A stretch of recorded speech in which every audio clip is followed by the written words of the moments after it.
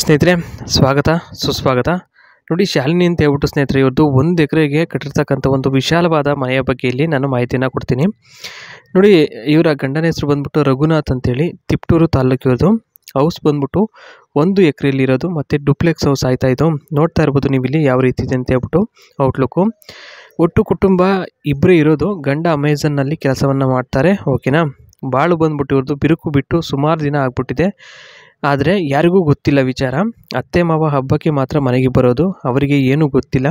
ಸುಮ್ಮನೆ ಬರ್ತಾರೆ, ಹಬ್ಬ ಮುಗಿಸ್ಕೊಂಡು ಹೋಗ್ತಾರೆ. ಆ ಒಂದು ಸಮಯದಲ್ಲಿ ಇವರಿಬ್ಬರು ಒಟ್ಟಿಗೆ ಇರ್ತಾರಂತೆ ಸ್ನೇಹಿತರೆ. ಪರಿಹಾರ ಬಂದ್ಬಿಟ್ಟು ಅಲ್ಲಾಡಿಸಿ ಉಜ್ಜು ಮಾಡೋರು ಬೇಕು, ಅದೇ ಒಂದು ಪರಿಹಾರ. ಇವರಿಗೆ ಇನ್ಯಾವುದು ಬೇರೆ ದಾರಿ ಇಲ್ಲ, ಓಕೆನಾ. ನೆಕ್ಸ್ಟ್ ಮನೆಯ ಬಗ್ಗೆ ಇಲ್ಲಿ ನಾನು ಮಾಹಿತಿಯನ್ನು ಕೊಡ್ತೀನಿ. ಮತ್ತು ಅದಕ್ಕಿಂತ ಮುಂಚೆ ಪ್ರಮುಖ ಕಾರಣ ಏನಪ್ಪ ಬಿರುಕು ಬಿಡಲು ಅಂತ ನಾನು ಅದ್ರ ಬಗ್ಗೆ ಹೇಳ್ತೀನಿ. ಬಿರುಕು ಬಿಡಲು ಪ್ರಮುಖ ಕಾರಣ ಅವರು ಇನ್ನೊಂದು ಸಂಬಂಧವನ್ನು ನೋಡ್ಕೊಂಡಿದ್ದಾರೆ, ಆ ಒಂದು ಕಾರಣ. ಇದು ಮೊದಲನೇ ಹೇಳಿಕೆ. ಎರಡನೇದು ಬಂದ್ಬಿಟ್ಟು ಕೇಳಿದಾಗ ಏನೂ ಇಲ್ಲ ಅಂತ ಬೈದ್ಬಿಟ್ಟು ಸುಮ್ಮನೆ ಆಗ್ತಾರಂತೆ. ಏನಾದರೂ ಇನ್ನೊಂದು ಸಂಬಂಧ ಇಟ್ಕೊಂಡಿದ್ದೆ ಹಂಗೆ ಅಂದರೆ ಬೈದ್ಬಿಟ್ಟು ಸುಮ್ಮನೆ ಆಗ್ತಾರೆ.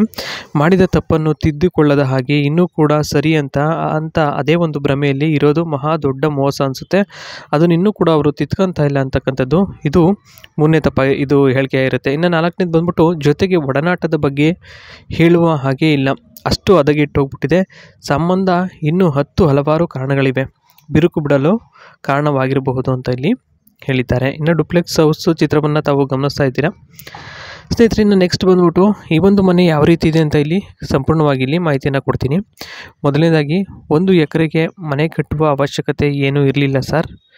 ಒಂದು ಮನೆಯಲ್ಲಿ ಸೋಲಾರ್ ವ್ಯವಸ್ಥೆ ಇರಬೇಕು, ಅದೇ ಇಲ್ಲ ಈ ಒಂದು ಮನೆಯಲ್ಲಿ. ಯಾಕೆ ಏನು ಅಂತ ಗೊತ್ತಿಲ್ಲ. ಗಂಡನ ಒಂದು ಪ್ಲ್ಯಾನ್ ಪ್ರಕಾರ ಇಲ್ಲಿ ಕಟ್ಟಿರ್ತಕ್ಕಂಥದ್ದು.